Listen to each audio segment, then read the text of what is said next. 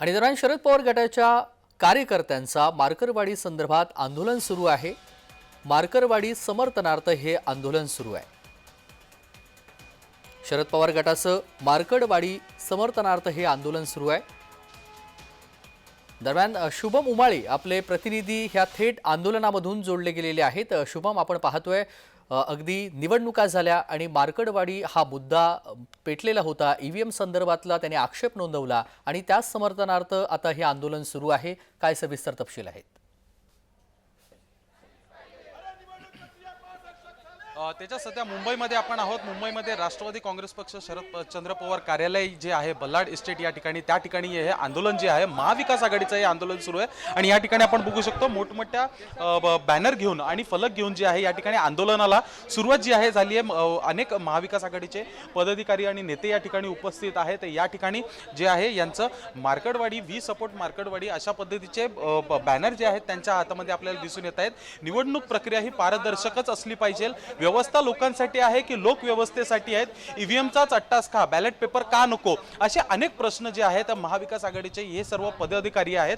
नवी मुंबईवरनं हे आल्याची माहिती मिळत आहे आणि यांचा विरोध जो आहे हा ईव्हीएमला आहे आणि त्यासाठी लोक इथे आली आहेत। आणि सोबतच त्यानंतर जे आहे ही सर्व लोक जे आहेत मंत्रालयाला जाणार आहेत। मंत्रालयामध्ये जे निवडणूक आयोगाचं कार्यालय आहे त्या ठिकाणी दाट टाकताना दिसून येणार आहे। एक आंदोलन जे आहे त्या आंदोलनाला सुरुवात जी आहे ती झालेली आहे। हे जे आंदोलन आहे आपण बघू शकतो मार्करवाडी या ठिकाणी सुरू झालं होतं। त्यांचं मतदान जे आहे ते चुकीच्या उमेदवाराला जे आहे गेलं आहे। आम्ही मत एका ठिकाणी केलेलं आहे आणि मात्र मतपेटीमध्ये ईव्हीएम मध्ये जे मतदान झालं ते मात्र दुसऱ्याच उमेदवाराला झाला असा आरोप जो आहे तो करण्यात आला होता। आणि यावरनं संपूर्ण गदारोळ जो आहे संपूर्ण महाराष्ट्रामध्ये जो आहे तो दिसून आला होता आणि त्याच अनुषंगाने मुंबईमध्ये आज आंदोलन होताना या ठिकाणी दिसून येत आहेत।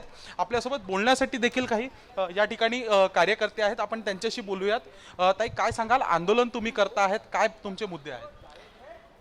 हे आता जे चाललेलं आहे मोदी सरकार, हे सर्व दडपशाही चालू आहे, हुकुमशाही चालू आहे। बस झाला, यांना आता आपण साधारण जनतेने धडा शिकवणं गरजेचं आहे। तेव्हा लोकसभेला जे झालेलं होतं ते जनतेने खरोखर मतदान केलं होतं आणि त्याचा निर्णय मिळाला होता।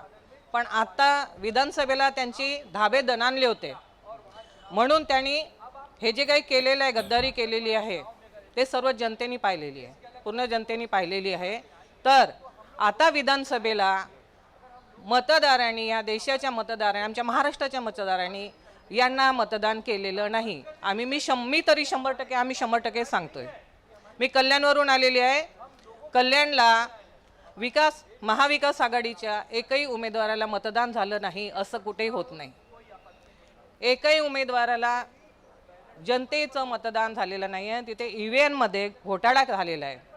आता जनता थांबणार नाही आहे, यांची दडपशाही आता कोणीही मानणार नाही आहे। यांची दडपशाही आम्ही हाणून पाडू आणि यांची गद्दारी जनतेला दाखवून देऊ, गोरगरीब जनतेला। आणि महिलांना आम्हाला लालच दिलेला आहे 1,500चं।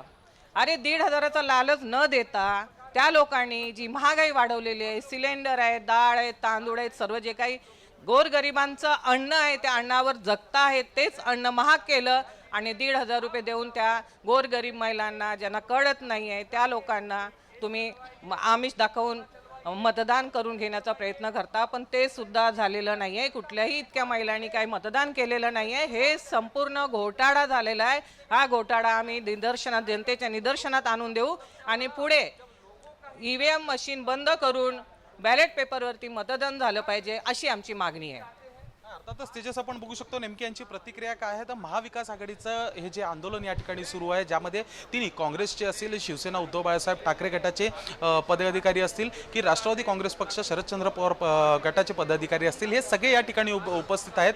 मुंबईमध्ये हे आंदोलन सुरू आहे। वी सपोर्ट मार्करवाडी अशा पद्धतीने हे आंदोलन जे आहे ते करण्यात येत आहे। या ठिकाणी मोठा बॅनर लावण्यात आलेला आहे आणि त्यांचे सर्व ज्या मागण्या आहेत ते, त्यांचं जे म्हणणं आहे ते देखील यामध्ये लिहिलेलं आहे की ईव्हीएमला त्यांचा नकार आहे आणि बॅलेट पेपर साठी त्यांचा होकार आहे, अशा पद्धतीत जे आहे ते सांगण्यात येत आहे। आंदोलनाला सुरुवात झालेली आहे आणि मंत्रालयाच्या दिशेला हे जाताना आंदोलन आपल्याला दिसून येणार आहे। तेजस, अगदी शुभम, हे आंदोलन आता आपण पाहायला मिळत आहेत। महिला देखील ह्या आंदोलनामध्ये सहभागी झालेल्या आहेत। राष्ट्रवादी काँग्रेसचे शरद पवार गटाचे कोणते नेते या आंदोलनामध्ये सहभागी झालेत का?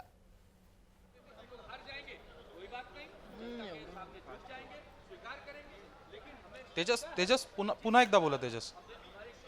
आपण हे आंदोलन पाहतोय शुभम, पण यामध्ये राष्ट्रवादी काँग्रेस शरद पवार गटाचे कोणी नेते सहभागी झाले आहेत का? हे कार्यकर्ते आहेत, पदाधिकारी देखील ह्या संपूर्ण आंदोलनामध्ये सहभागी झालेले आहेत. कोणी नेते ह्या सहभागी आंदोलनामध्ये झाले आहेत का?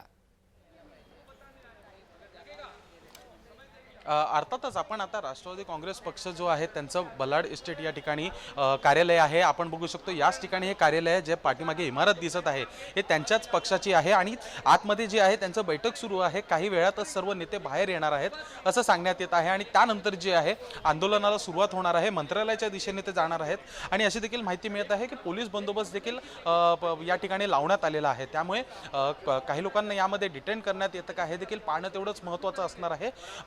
महायुतीच्या सरकारच्या विरोधात महाविकास आघाडीचे हे सर्व कार्यकर्ते जे आहेत हे आता रस्त्यावर उतरलेले दिसून येत आहेत. तेजस.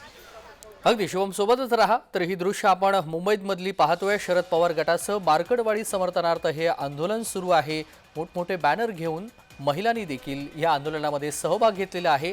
हा मोर्चा मंत्रालयापर्यंत जाणार आहे आणि दरम्यान पोलिसांची भूमिका काय राहणार आहे हे पाहावं लागणार आहे.